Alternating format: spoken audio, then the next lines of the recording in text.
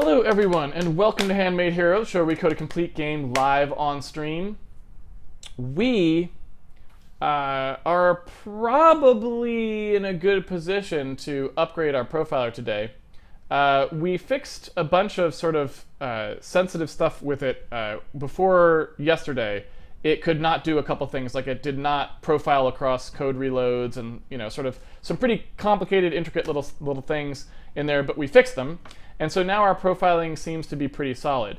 But our view, we have not really spent any time rendering our profile, and so it's not really very usable right now. So even though you can get sort of a basic idea of what's going on with our profiler, we need to take a little bit more of a close, we kind of got to get down into the place where we're actually displaying it and give it some upgrades. Like actually allow it to show, sort of more detailed information, give us a way to interact with it that makes sense. We need to sort of get that going. So I am going to start playing around with that today, and if you want to follow along with me at home and you are one of those folks who has purchased the pre-ordered the game, make sure you unpack day 258 source code, because that is the source code that I'm starting with at the moment.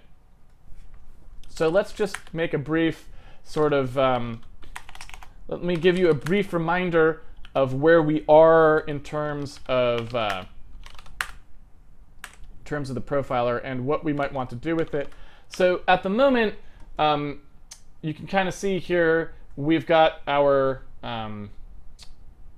cutscene going here, and we really don't have anything in the way of UI for this. In fact, it's not even smart enough to start large in a way that we can even view. And all we really have right now is the top level thing being displayed and then the threads that have ever been seen in the system. There's nothing getting loaded in the separate threads at the moment, so they don't show up as any time taken really whatsoever at this point, but there are reserved slots for them at the moment. And I can sort of move over here and I can ask what any particular thing was. We can get the file and line number where that block began and how many cycles it took. And it's obviously graphically displayed in terms of percentages. We can see that right now we really, even when we go into the game in release mode, this was pretty tiny. So there's really not much work going on right now if we don't include all the debug, if we actually compile in release mode. But basically this is just the top level. So let's say, for example, we were curious about why we're taking so much more time in debug mode than release mode, right? Because for those of you who were here yesterday, when we ran in release mode, this red block was a tiny little sliver in release mode. In debug mode, it's nearly a third of the frame there, or maybe exactly a third of the frame. Possibly, I should say, even more than a third of the frame. So why is game update take so much longer in release mode? In debug mode? Is it actually just because the optimizing compiler does that much more stuff to it, or is there something that we're doing in debug mode, like checking, that takes all that time? And maybe we want to get rid of those checks or make those checks optional so that they don't slow us down in debug mode. Stuff like that is interesting to see. We can't see it right now. So it would be nice if our profiler could, click on this or something, or have there be some way that we could make this be interactive in a way that is useful, right? And furthermore, you'll notice that things behind this thing are still interactive at the moment, and we don't want that either. We solved that problem, right? Our system handles that gracefully. You can see that if you're over this, you don't get any highlights for these things here, right? There I'm highlighting it, but as soon as I move over this, it stops. So our system is unified in terms of hit handling, but right now we don't even mark any of this as hittable. So if you're hovering over it, you can still select things underneath it, which is surely not what we wanted anyway. So all of that stuff is busted, and we would like to sort of get in there and fix that. I think we also, I'll double check. Well, actually, I guess we can do this without even changing thing. If I change over to software rendering, I'm pretty sure there's a way to do that somewhere like that. So if we change over to software rendering, I think we also saw some weirdness. Yeah, you can kind of see, if we change over to software rendering, we get a nonsensical display here, right? You can see that we have, it's all pink, and I don't know what's going on. And I just remember this being weird, and it's filling the box, right? So it's not like it's not drawing anything. but it's definitely a little confusing as to what it's doing, and I'm not sure what the, I don't really know why that's happening. So I would be interested also to take a look at what is going on with the profile render. I don't think it's a problem with the actual profile, because you can kind of see that as I'm moving, I'm still getting, debug information. I think the profile is actually working, I just can't interact with it properly. And so I was wondering if maybe our multi-thread rendering is busted, because when we're in the other mode, when we're back in this mode, you will notice that we are not actually drawing anything on the other threads, really, because they hardly ever hit. And so I'm wondering if maybe there's actually bugs in that multi-threaded stuff that we're just not, because we aren't really using the other threads yet in the non-software render case, maybe we're just not seeing them for that reason. So that's like the state of the profiler, and obviously just a ton of work we can do there. So let's do some of it, or at least start. We've got draw profile in is the function that draws our profiler. First thing I'm going to do is just take a look to see if it makes sense to me why we're not drawing multiple threads correctly.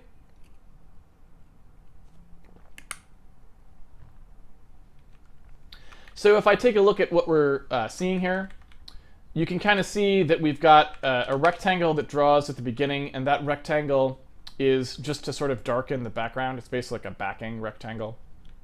And that was why it was a little darker behind the profile window. We then have some information here where we try to compute what the lane height is. The way we do that is we look at how many lanes there are total, and we then say, okay, however many lanes there are total, we're going to divide the total height by that. Now that appeared to be working, because you'll notice we only have 3 active lanes, 3 active threads in the hardware renderer. They're the 2 asset loading threads and the main game thread. We never launch really any other tasks on any other threads. So our profiler would never see any other activity on the high priority queues where the other 4 threads are. So we saw a nice 3 division, which is right. Then when we switched to software renderer, the profile system finally saw those other threads come in, and you notice all the bars got tinier even when we switch back. So this lane count thing, my observation of what I saw there, I believe it to be working properly. Now we come down through here, and I want to see whether or not the thing that actually draws things into lanes is actually making sense, because for all I know, maybe that's busted. Who knows? So let's take a look. Here we are with our stored event system. We're looping over all of the immediate children of the root node that we're trying to profile. We are drawing it by saying, okay, let's grab a color that's just based off the GUID pointer. Again, there's really no rhyme or reason to that. We just need some pointer there, right? And here we are with computing the min and max x. I'm assuming the min and max x are computed properly because they looked like they were being computed properly in the main bar, and they certainly look correct here. So I don't suspect there's anything wrong with the x computation, and that seems borne out by what we see visually. Now here in the y computation, you can see we're doing a rect min max. Here's the min and max x, and then here is my computation for what the min and max y are. You can see we've got the lane index here. Oh, well, there you go. So for starters, we're never actually setting this lane index. So that's going to be a problem regardless. That means that everything is being drawn into lane 0, even if it was on some other lane. Now the profile nodes themselves, I believe we've already done the work, right? I'm pretty sure that we've done the work of figuring out what lane they should be in, because we're doing that during the collation now. So I feel like thread ordinal is all we really need to know. So I feel like we can just go ahead and say that the lane index is a thread ordinal. Now at least we're starting with a little bit more of a reasonable thing. Now we're starting at the max y and we're moving backwards. So we're saying that the min is going to be the lane index plus 1 times the line height. And the max is going to be the lane index plus 0. That seems about right to me. Basically that's saying start at the 1 down from where you're going to be and then go up, which is, to produce the min and max. Remember, y is going, it increases as we go upwards on the screen because we're in math coordinates here, not screen coordinates, where oftentimes y would go increasing down. So here we have our push rect call. We're pushing the rect that we created there. That seems reasonable as well. We take a look to see whether or not the mouse is in the rectangle, and then we do this printout. This should probably be switched to an interaction as well, or at least an interaction should be added to it, again, to allow for clicking and stuff. So that might be the next thing. I'm going to take a look to see what we end up getting here with our change to having the lanes drawn correctly. I'm not sure what that will do for us. But we'll see. We should maybe see some noise down here during loads as well. Yeah, you saw them right there. That was the asset system loading in there. And so now let's take a look at what happens if we switch to the software renderer. So it looks like now, you know, I'm definitely seeing the hover work properly, and it just seems like our rectangle fill is a little bit broken. While we're in here, what I'd like to do is turn off the background fill, like get rid of this to see if there's some kind of weirdness there. So it looks like that background fill is a little busted, and I'm not sure why. Because here is what we would expect to see in our software profile, and we do. Here's the main game thread running. Here are the two asset loading threads. They're not doing anything at the moment. And here are our tiled render work threads. You can see them each taking a little bit of time, but they basically kick off at roughly the same time and end depending on how much work they had to do. So that's, you know, roughly what we would expect. Kind of cool, right? I really enjoy having tools like this so you can actually see what's going on. Excuse me. So that's kind of nice, and we can sort of see what's happening there. So that's lovely. Now, what I don't know is why that background clear only seems to work in this phase. I don't know why that would be the case. I'm a little confused by that, to say the least.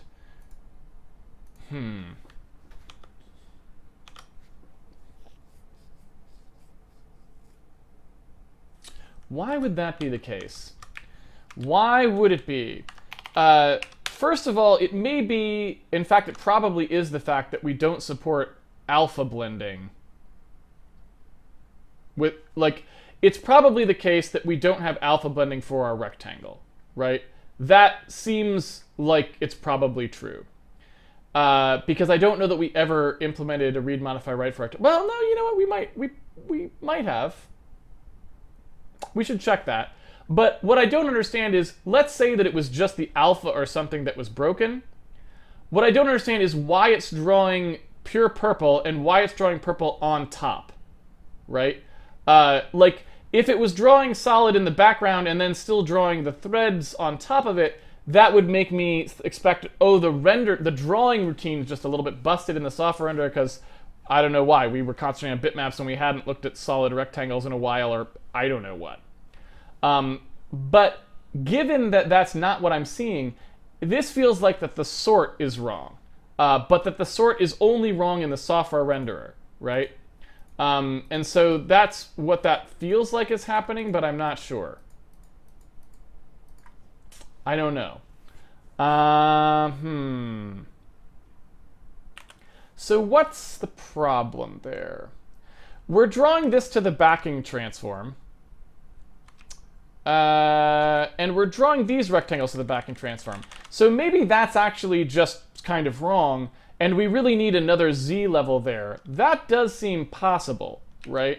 That there'd be a backing transform, a drawing transform, and then kind of forwards. Like we would need more Z's, effectively. I could see that being the case. And so it's possible that it's just the sort that is being weird. And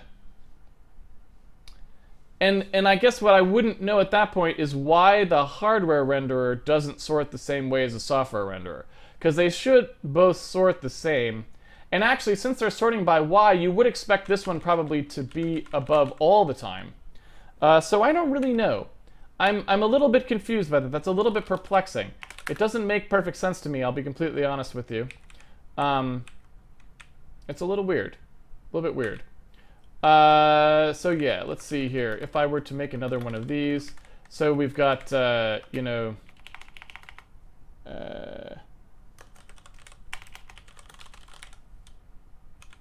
or this is, I don't know, UI transform.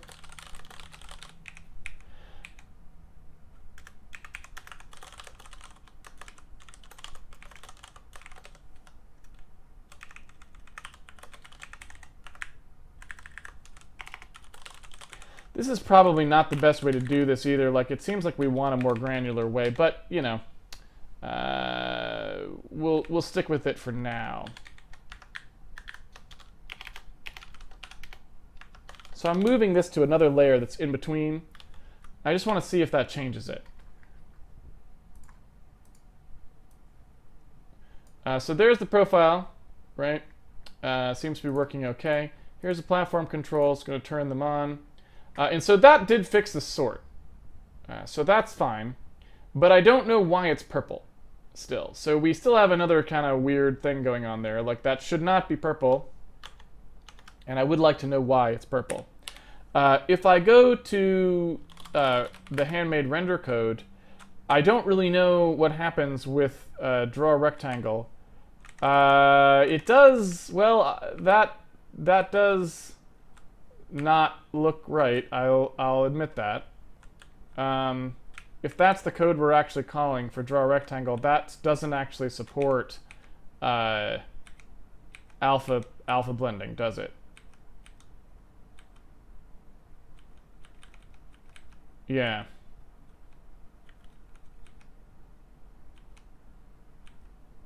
So at the moment, our draw a rectangle code does not actually support alpha blending at all, it would seem. So that is probably why that doesn't work. Although I'm not sure why it would be pink.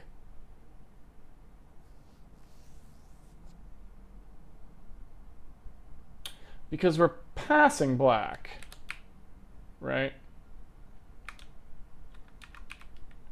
We're passing black with an alpha of 0.25. So I'm not sure why we would get that result specifically. But, you know, fixing this would not be too difficult, certainly. If we were to take a look here at the, well, I guess we don't even have to really do that. If we were to unpack the pixels here, we could presumably do our alpha blending just fine. So it would be nice to write this routine as an optimized routine, right? It would be nice to take draw a rectangle quickly and do that properly. And I guess, you know, one thing we could do if we wanted to is take a look at draw rectangle quickly and actually just sort of cut it down to you know, to be just the thing that draws a rectangle. We could actually do that and use essentially the exact same ops here that we were doing and just get rid of all the texel stuff. We could do that. I'm not sure it's worth our time to do it, but we could do it. And I don't know. Let's see how long that would take us. I don't know. Seems worth maintaining a little bit of parity here, just for fun. So here's our draw rectangle code. And here is our filling code, right? So we kind of know as we go through these which one we're doing.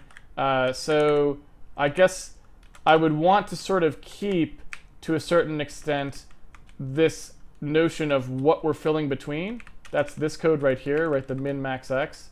This information, I guess. And then I'm going to just if zero this out. And then put in this new code here, like so. So let's take a look. We still want to pre-multiply our color. Presumably that shouldn't change. We don't need to know any of these axis length things because we're not rotating this rectangle. This rectangle is supposed to be screen oriented, I believe. We could still support the rotation. I just don't know whether that's something we care about. So I'm going to say no for now. So I'm going to say we don't care about any of this, right? We don't care about any of this at all. Let's see. Fill rect. So we know our fill rect. We already have our fill rect. It's there. So we don't care about any of this, I don't think. So I think we can just start with this. All we have to do is intersect our clip region, which I assume we pass. Yes. All we have to do is intersect our clip region with our fill region. Then we can go ahead and do our testing, our clipping masks, all that stuff. This should all be exactly the same. We can then, I think, get rid of most of this stuff. Probably a lot of that can just go away. We'll take a look in a minute. We don't have any texture memory. We don't have any of like this stuff, texture pitch, or any of that. Let's see what else we got here. Let's see what else we got. All of this stuff can stay for now. And this stuff will all still be here. We'll just have to fix the defines below. So let's see. We've got all of our pixel fill. We've got our clipping. We've got our destination. We've got our UNVs, which we don't need anymore. Fetch. We're not doing none of this, right? Because this is all texel stuff. This is all our fetch, our texel fetch. We don't want any texel fetch. We don't want any bilinear sampling. We just want to load the destination. Then we want to go ahead and convert. Well, we don't need to convert the texels actually at all, I don't think. We don't need to do the bilinear blend. We do need to do the modulate by the incoming color in the sense that we just need it to be the color, right? So whatever the actual incoming color is, that's what we actually want here exactly. No mul PS necessary. So there's that color. And then we are clamping the color values. We don't really need any of this, I don't think. We'll leave it for now, but we don't really need to do any of that. We've got our gamma correction, which is all good, our destination blend, and all of this stuff looks about right. So that's fine.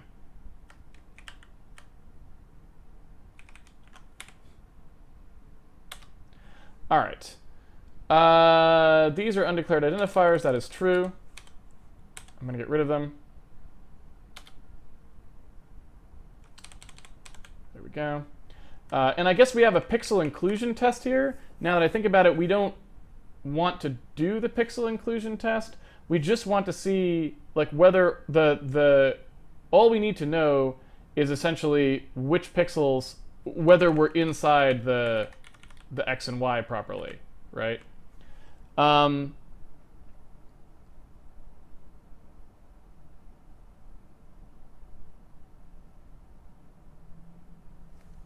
me see what actually happens there. So pixel PY, PYXN, I don't think we need or want any of these things, right? We don't want the U or the V or any of that. Pixel PX, not sure if we care about that either. Let's see. I'm gonna get rid of these for now. And I'm gonna go ahead and loft these things up because now they're used by multiple people. So I'm just gonna say that those come here. I'm gonna delete them from the other place where they occur, which is here. And I'm going to move the Ayaka stuff up to the top again because that's something we might use to profile. There we go. All right. So let's see here. So the right mask and the clip mask actually should be the same, right? So we shouldn't have to do this at all. We should just be able to do this, right?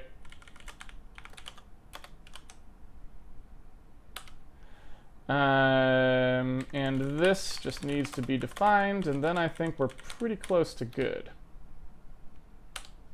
Pixel PX, don't care about that. All right. So in theory now, we have a draw rectangle call. In theory, that will do our fill for us with alpha blending, I think. That is my assertion anyway. I'm pretty sure. Don't quote me on that. And is it actually currently drawing these? Let's find out.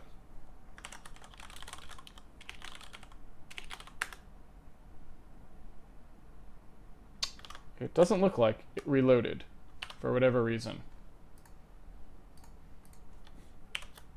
Oh, you know why it probably didn't? Is because this is now built into the platform layer at the moment. Because we didn't make a third layer for the renderer. All right, so let's go ahead and see what that code does. We are actually in it now, so we should be able to see what it actually looks like. Well, that's not very good, is it? I don't see any rectangles at all, which is not a very good amount of rectangles. Let's see what we messed up here. I'm going to set a breakpoint.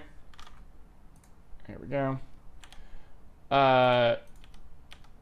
So I probably should be, I would rather be single threaded here, but of course, let's see. Who have we got? Let's look at just this thread, if we can. I want to look at just this thread. Can I step thread?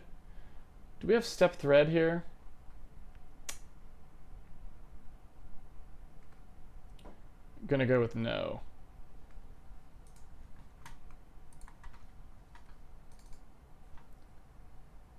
Freeze threads, collapse groups, expand.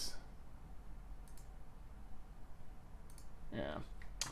Well, I'll tell you what, if you don't want to make it easy for me to step threads, then I will simply turn off all the threads. How do you like that?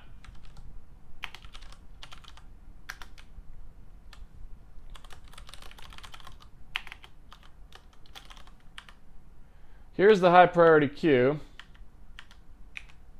right? So if instead of the high priority queue actually working, I just said that there were no things in the high priority queue,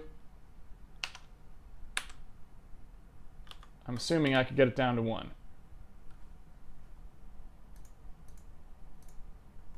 Okay.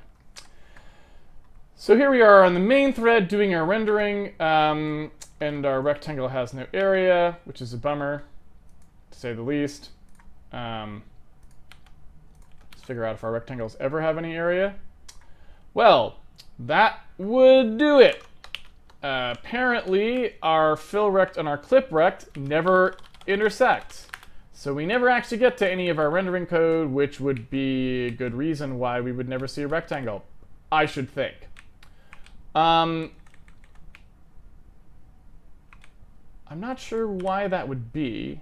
This is the same code in each case, so I'm going to leave it actually there. I'm not sure why we would never see a rectangle. Maybe I need to make sure there was more of one to begin with. I mean, there's an obvious rectangle. There we go. So now we can actually look and see where we are at.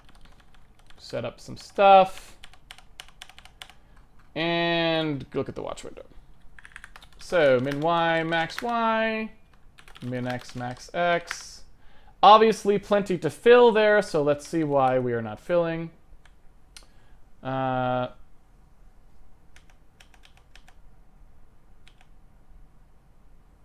right mask is equal to the clip mask. So what is our right mask? Our right mask is all set. So it should write everywhere.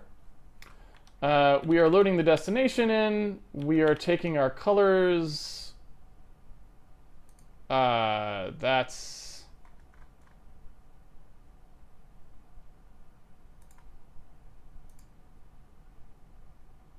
not what's going on here. There we go. There's an A in there, right? So shouldn't... Okay.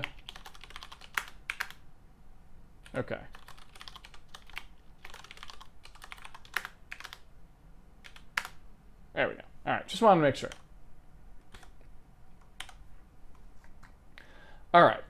So our texel R, our texel G, our texel B are all black, which is what we would expect. We're squaring to get into alpha since we're doing our blend. So we're going to multiply by the texel alpha. So this is just getting us what our blend should be, which should be 75%, right? Although I guess if it's, well, what is our inverse texel A?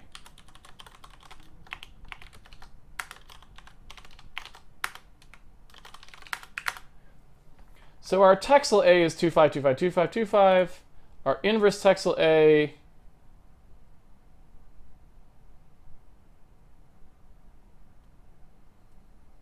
is 0.99. Oh.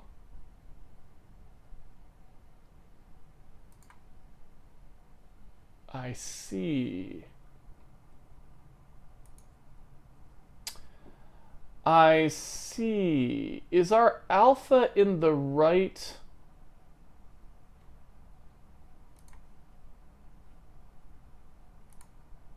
format here? Because these are all going to be 255-ish, and we're multiplying it. So this is just to convert the destination into 0 to 1 space. So that seems fine, actually.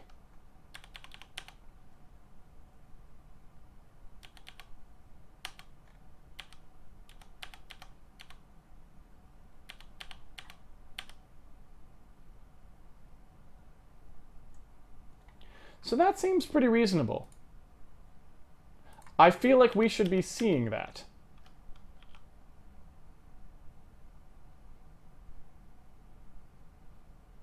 But we so totally are not seeing that. Right? Nothing looked obviously wrong there. To me, anyway. And I guess we should look to see. Are we always just producing the exact same pixel value?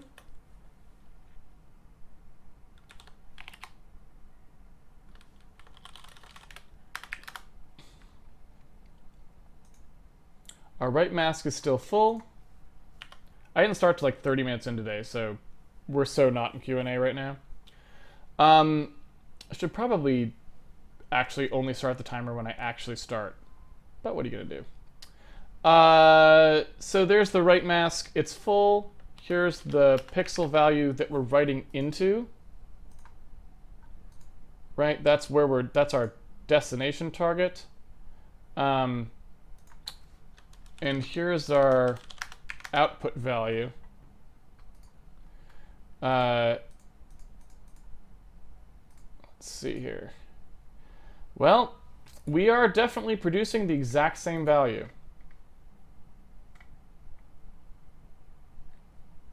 There's no question about that. So, I guess the thing that I need to figure out is why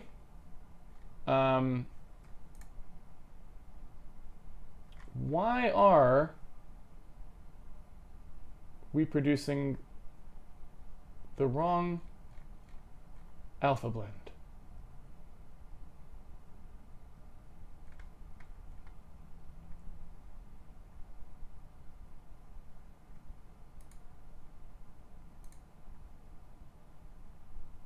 I think what I would like to do is just use structured art here for a minute.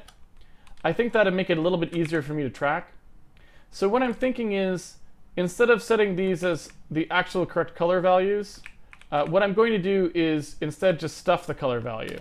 So I think what I'll do is I'll say, oh, you know, the color R is going to be 1.0, the color, you know, G is going to be 1.0, and so on.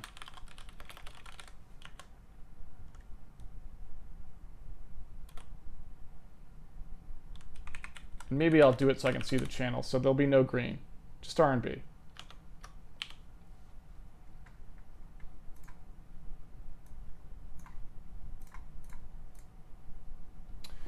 Okay. And so let's take a look at what we get here. We have our texel r.f32. Well, actually, I don't remember how you get these. It's this guy. There's our texel red values, which are all ones, which is what I would expect. Here's our destination R value, which is what, 9s, I guess. And then when we do our blended R,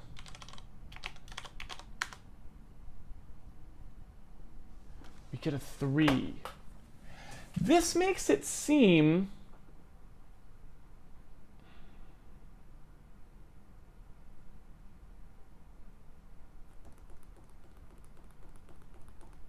I feel like I'm not understanding that the space these are in, because it's been a long time since we did this.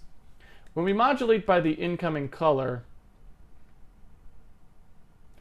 is in 0 to 1 space. The destination is in 0 to 255 space, right? But it looks like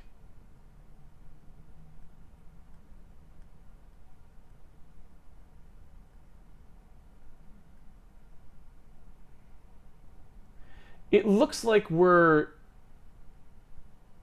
okay.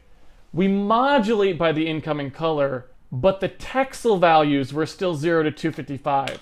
So that's where the 255 came from.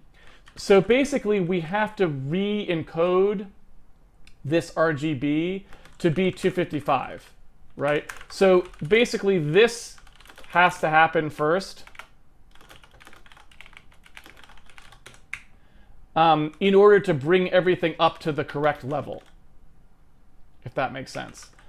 Because everything is actually in 0 to 1 space, we need it in 0 to 5 space because we're no longer loading a texel. So in order to slot in where the texel would have slotted in, we need that to actually work. Now, this code is not the code you would actually write just to fill a rectangle, but I was just trying to use the minimum amount of change. You know what I'm saying? All right. Still not getting color properly.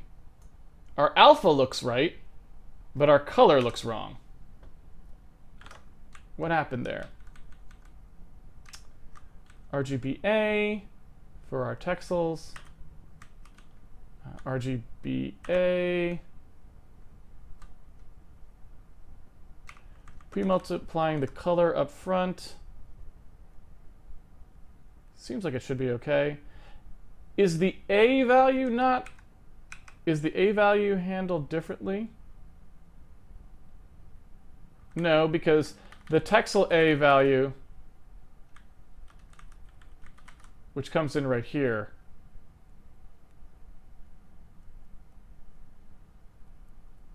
is actually fine.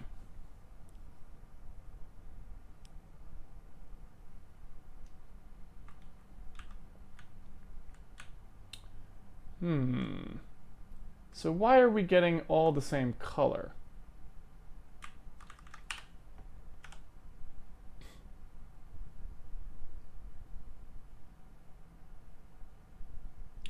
Blended R, blended G, blended B times the R squirt PS.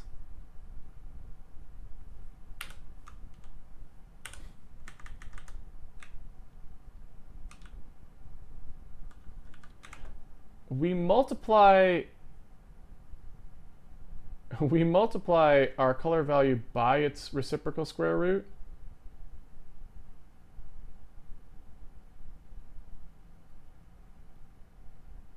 All right. Anyway, let's see here. So we have our destination blend. We've got our texel A, and we do 1 minus that. All of those seem correct to me. So I'm not sure why our color is not being passed through properly. maybe our color values aren't what I think they are, but I'm pretty sure they wouldn't have been blown out to 255, 255, 255, to anything other than, you know, the 0 to 1 range. So it seems to me, now let me go double check, actually in this case, I'm going to take a look at draw rectangle quickly.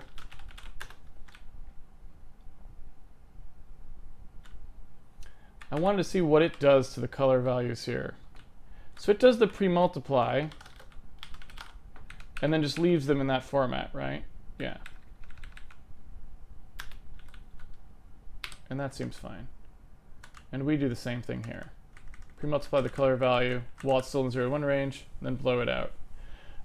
Do we not want to do that with the... I feel like we want that even for the alpha. We want that to happen basically across all the color values.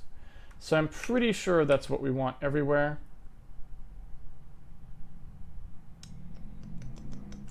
Yeah, so I'm not sure why we're not getting... why the color channels seem to be unseparated. Like, why is that happening? Someone explain.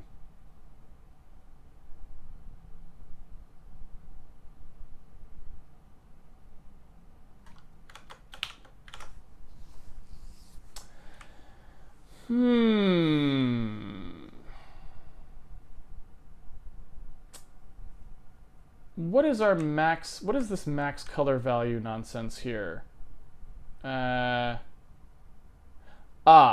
So this looks suspicious as well. So we were actually doing things in double. It looks like our blends, when we load them in, are in 255 times. They're in squared space, right? So really, we need to square the color first as well. Does that make sense? Because that's what we were expecting to have. So we actually want our, it's our mm square there. We actually want the color values to be squared in that space too. Now the question is, do we want the alpha value squared? I don't think so, because we don't threshold that one. So I'm going to take a look here.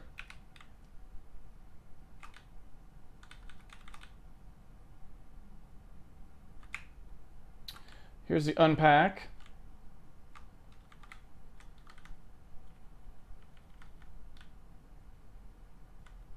Here's the sRGB conversion. Although not really. Bilinear blend. Modulate by incoming color. We clamp. I'm not sure why we clamp, to be honest.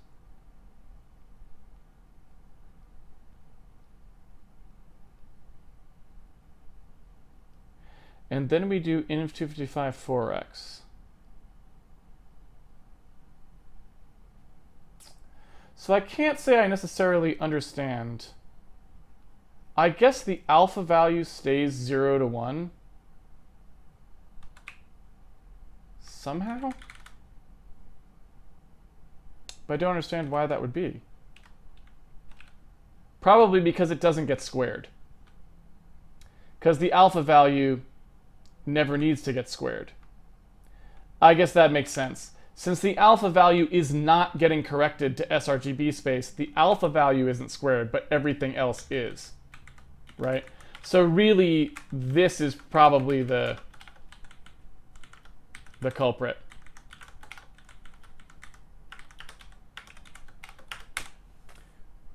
That's tricky, but I think we got it now.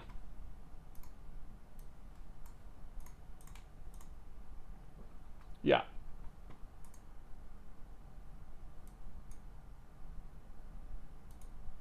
You can see the color values aren't quite corrected correctly though, so I'm still doing something slightly wrong there.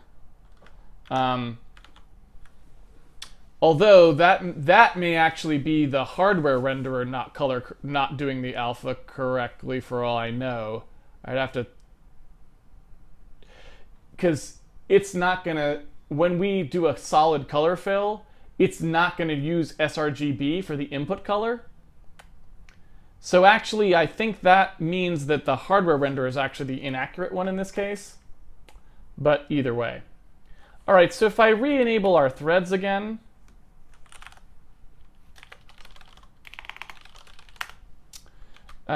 somewhere in here, somewhere. There it is. Oops.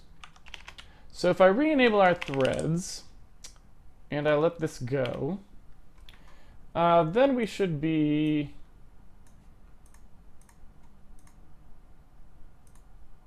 lovely. Now our rectangles are basically the same, except I'm not sure who is right on the color side of things, if that makes sense. So you know what, we ended up doing a sort of a rendering day instead of a profiling day. That makes me think of another thing we might want to do here. When we switch between these two renderers, the fonts are different, and actually everything's a little bit off, right? And one thing that someone reminded me of on the forums, actually, that I had totally forgotten, is that, and in fact, you know what? I did this so I could show you. Who is it? Daverball. He pointed out that in order to make sure we never fetched off the texture in bilinear land, we had introduced that one pixel apron. Remember, we always actually only use the interior part of the texture, and there's a one pixel apron around the whole image that we don't use. So we have that UV fix-up that we do, and we are not doing that on the hardware renderer. So if we did that on the hardware renderer, that would probably improve the way it lines up. The hardware renderer is effectively not rendering the real thing. And so when we call in this code here, where we're like render entry bitmap, where we do OpenGL rectangle, we actually don't want to do the standard OpenGL rectangle, the one that we're doing here. We actually need to correct the texture coordinates. And what we could do is we could pass those texture coordinates in potentially. Like we could do like, you know, min UV, max UV, where these are set ahead of time to like the right thing. So effectively, anyone who was using this before would just get the default parameters of this is min UV,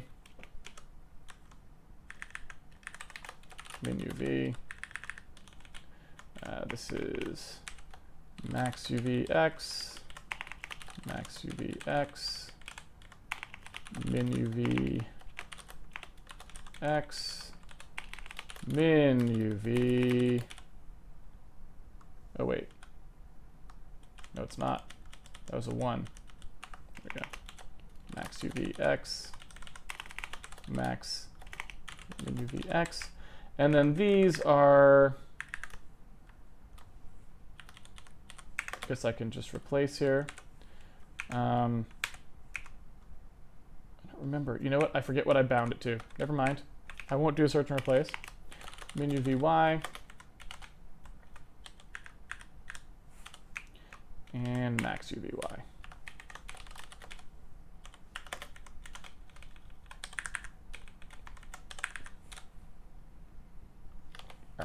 So if we run it now, we should get exactly the same thing we were getting before, right? No change.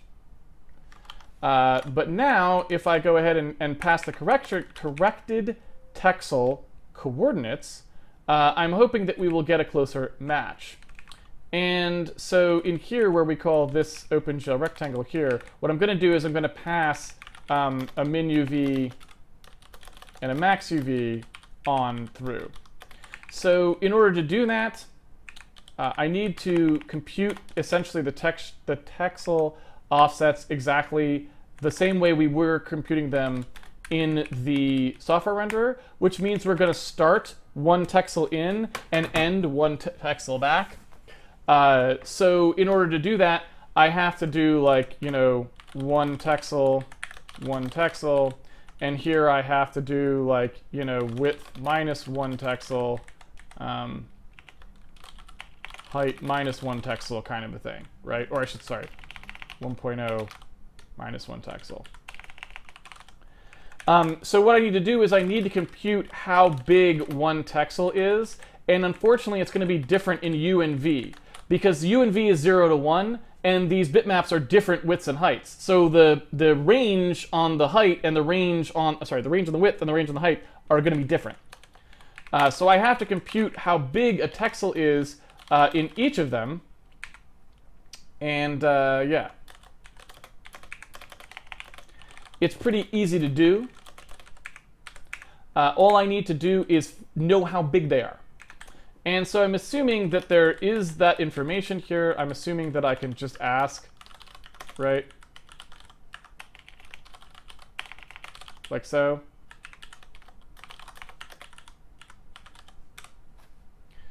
And be done. So that's one, you know, one texel in U and one texel in V. But since that can now divide by 0, what I would like to do is just do an entry bitmap width and entry bitmap height.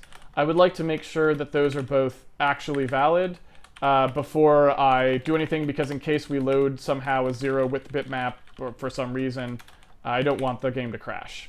I'd rather just not render anything, which seems harmless enough, right? So already you can kind of see that the fonts look more like they look. They're more correct now. And so here's the switch. Wow, I can't even really tell the difference much now. I think we're still off by a little bit. But it is really hard to see the difference between our renderers. Like, really hard.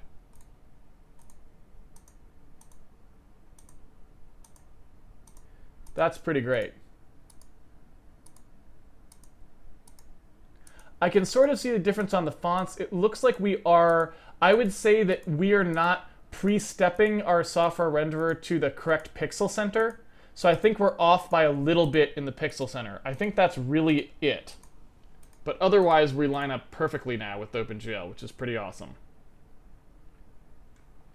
All right.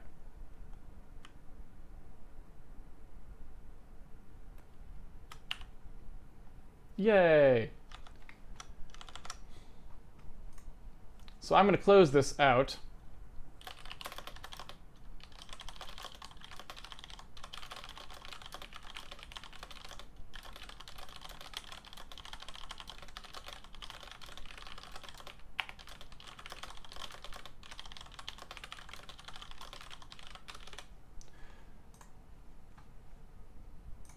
Cool. So for those of you who don't know, I started a bug list in the GitHub so that we could keep track of some of these things that you know, we need to potentially fix, right? And you know, these are basically just things that we sort of found, maybe we talked about but haven't fixed yet, or that people on the forums need help with for like compiling on different compilers or stuff like that. So while we're in here, we could probably fix a couple of these actually. I know that our sRGB typo, like I had made a change to the there was a typo in the sRGB detection. I think it was in Win32 Handmade here, and there was a typo. I fixed it and I forgot to save the file, I think, or something like this happened. I think it's right here. Where was that sRGB? There it is. It's this one right here. Remember, this is not supposed to be OpenGL default internal texture format. That's not what it's supposed to be. It's supposed to be whether or not it has that the extension that allows us to do sRGB. So it was actually to see whether or not it supported sRGB frame buffer. So that was actually what we were supposed to do. It's supposed to be like, if it doesn't support sRGB frame buffer, then don't set that. right? That was what we're supposed to do. And similarly, if we don't support an sRGB frame buffer, I was thinking about this before. If we don't support an sRGB frame buffer, the other thing that I think we would want to do is actually not set the texture format either, right? Because if it doesn't support an sRGB frame buffer, we don't want to, like, basically what happens when we're doing that sRGB, remember, because we implemented this in Software Renderer, we load the texels out of the texture, we ungamma correct them, we do our ops, and then we re-gamma correct to put it into the frame buffer. Now, if the frame buffer re-gamma correction is not going to happen, then we don't want to convert to linear, because we'll get a more correct image by just leaving everything in gamma space all the way through. We'll get a totally messed up, washed out image if we don't gamma correct on one side but do on the other, if we apply the curve on one side but not the inverse on the other side. So I think what we actually also want to do here in order to be a little bit more compliant as we go forwards and if we try to support something that doesn't support those texture formats, in OpenGL in init, I think we need to pass a thing which says, v32, frame buffer supports sRGB or something. And what we'd want to do here is say, if the frame buffer supports RGB and we have the sRGB extension, then we will use it, right? If that makes sense. I guess actually here it is, it's right here, too. So really, these go together, is I guess what I'm saying.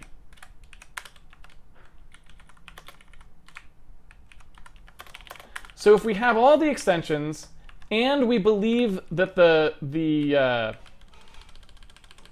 underlying stuff works, right?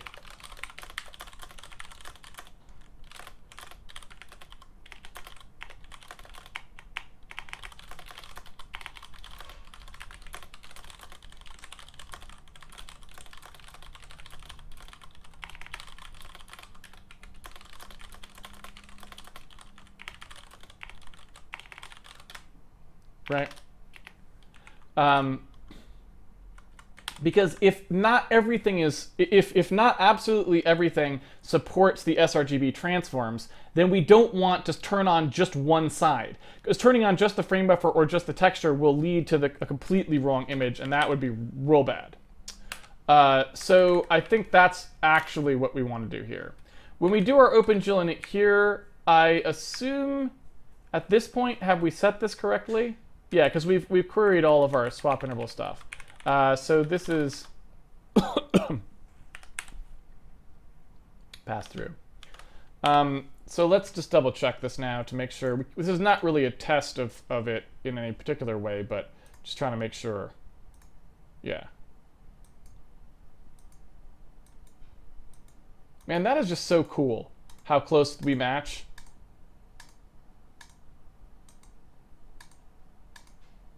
Pretty psyched about that. All right. So anyway, really hard to fight the urge to not go back and correct it exactly to match. Someday we probably will, because I'll just won't be able to not do it. Anyway, so we've got our bug resolved there, so I'm going to go ahead and close that out. That is in this here. We fixed the typo. Street extension name we're checking isn't always the one. So here's another one too. Someone was saying that GL arb frame buffer sRGB is also one that's checked, that is sometimes present for the same purpose. So what we might want to do is try to do that bug as well, so people can look and see if that helped.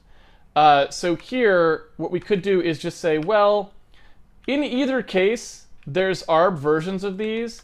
So let's just go ahead and support the arb ones as well, right? I don't actually remember what they are, but let's take a look. So texture sRGB arb, is there something like that? Good job. Thanks, Google. That's good. Let's see. Well, here's the GL arb frame buffer sRGB. So that one at least we know is, oops. That one at least we know what that one is. So we know the other frame buffer one. So there's the original extension one, and here's the ARB one. And then now we just want to look to see what the texture version of that is. And I don't actually know. Maybe there isn't one. Texture sRGB ARB.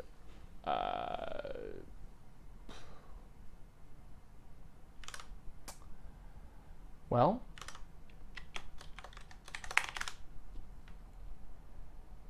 yeah, not seeing a lot of other stuff here. Is there anything else about it?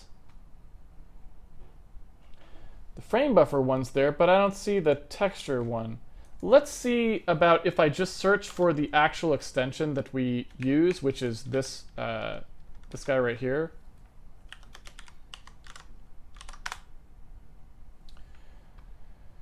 How do we know if it's supported?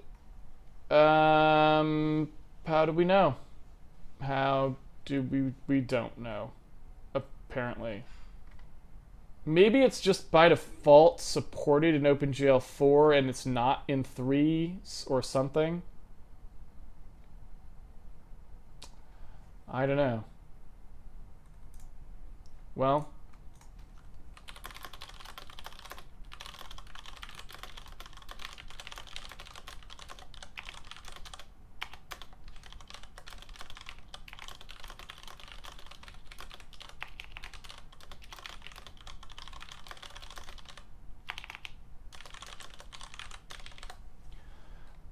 so I don't know about that.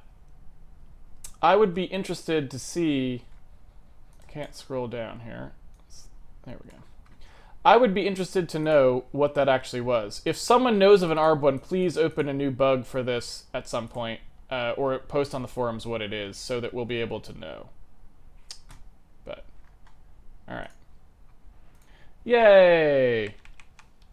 Okay, so I'm gonna put a little to-do in here and just say, like,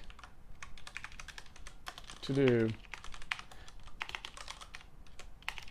Is there some kind of ARB string to look for that indicates glx texture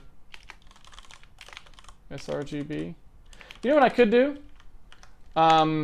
Also, if there was an ARB one, this card maybe would be reporting it because the driver is relatively modern. Well, it's kind of an old card. But what I could do is just look and see what's actually coming out in that string. Maybe I can just spot it, right? Maybe if I set a breakpoint in OpenGL get info,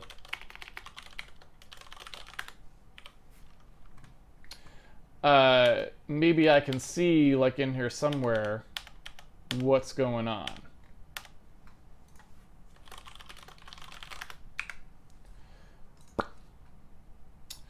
So here's a bunch of stuff. Let's see. ARB frame buffer sRGB is there.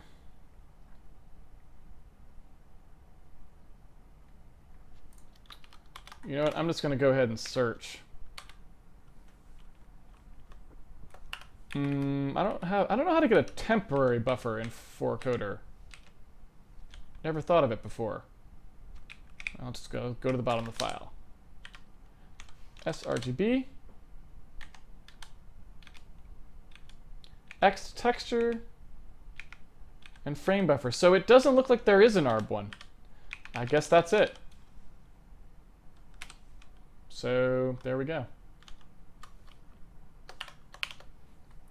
So I don't know what to make of that, but that's where we're at.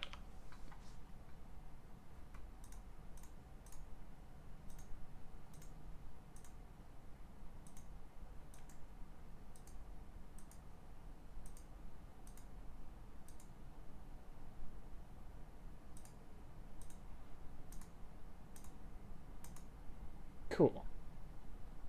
All right.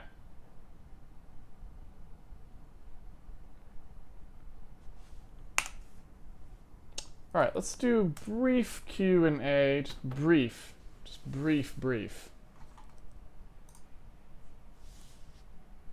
And I will close that down.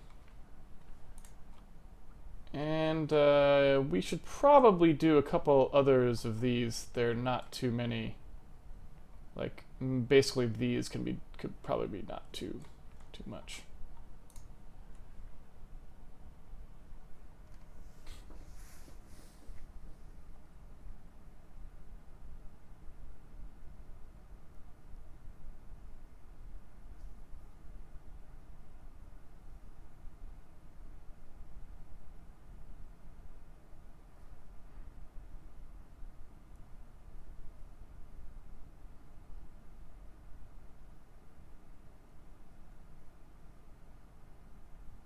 Desi used, I've implemented a quick and dirty flame graph for Handmade Hero. Here is the link. Is that a flame graph? I guess, yeah, I mean, you just kind of move down if you want to stack the things up. I can't say that that's super readable, but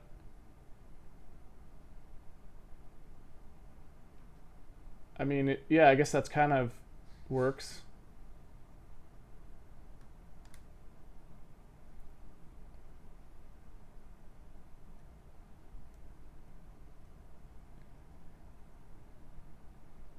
Is the stream being off tomorrow an April Fool's joke? No, I have to go to a wedding dinner thing. So, it's actually not an April, so I'm just not here, so I can't stream.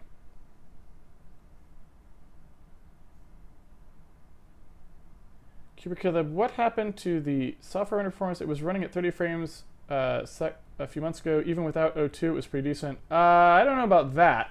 It was never able to render the super stacked cutscene stuff without O2.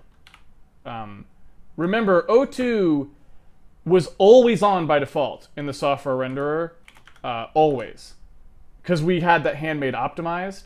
So you're not comparing apples to oranges there. If I go back in here and actually put on optimization, it should be pretty reasonable. I don't know what that just did. Okay, there we go. But it always struggled with the super deep cutscenes because it has to overdraw a lot. And, you know, if we were going to try and optimize that, we would cut down a lot of that overdraw. But yeah. So it always had trouble with, like, this scene, for example, because it's stacks and stacks and stacks of these little subtle layers, and it's having to do all of those fills, right? So on scenes that have less layers, it's better, but, you know, still problematic. Also, the debug code probably eats up a bunch of that time, unfortunately.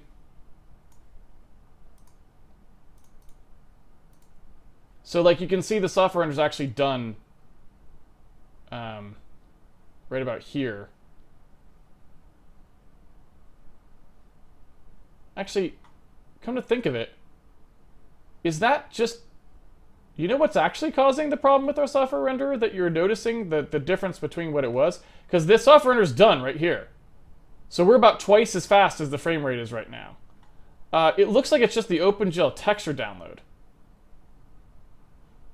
Right? See what I'm saying about debug tools being so important? Like, you can just immediately see that. There's no way you would ever see that otherwise. Hold on a second here. We need to add a three-way switch so we can pick between these. But if we switch this so that Win32 rendering type on startup is going through GDI,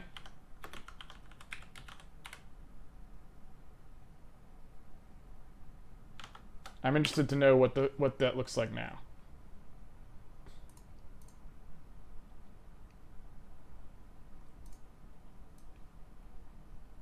Yeah. Much better. Certainly.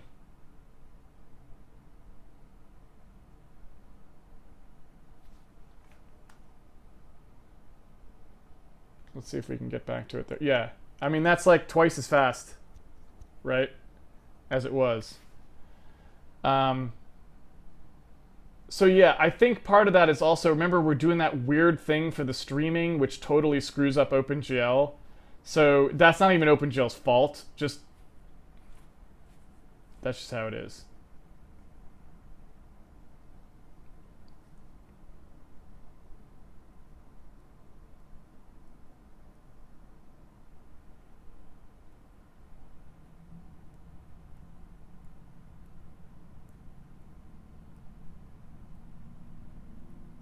Yeah, that's holding like 60 hertz on this thing, which is pretty great.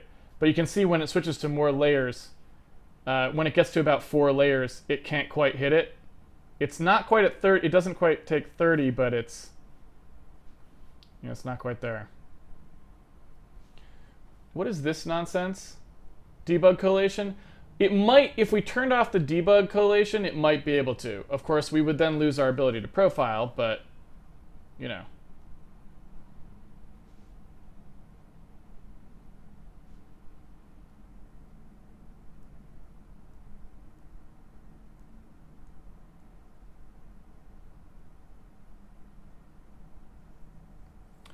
Cuberkillab. So let me get this straight. Modern picky connections have several gigabytes a second of bandwidth, and yet it takes several frames to upload a texture for the back buffer. Well, it's not that simple. It's a lot more complicated than that, actually. And it's probably not the right time to go into it, but there's so many things that go into having to get a texture down to the card for usability that there's just a lot of pipelining. It's problematic. It has to be swizzled. It has to be mapped into the aperture. We're not doing a very efficient download right now. Like, what we should do is probably do it into a pixel buffer object. If we were trying to optimize our OpenGL throughput for the back buffer, we'd probably want a pixel buffer object, and we'd want 2 of them to ping pong so that we get rid of one of the copies. So like, and OpenGL right now is not set up properly, like I was saying before. At the moment, OpenGL is having to run in this weird mode to make sure the streaming works. So probably if I turned on the double buffer flag, we would get a bunch of improvement there too.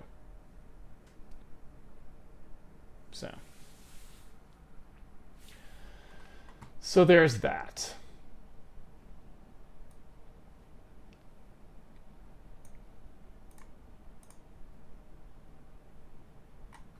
Yay. I feel like we're not doing a clear. Like, the clear in the software render, obviously there's no clear. Which is fine. We won't really need one, because we'll be drawing stuff back here pretty soon. But just worth noting that we don't have a clear in the software render for whatever reason. Boop. Alright. Alright, folks. I'm gonna go eat some dinner.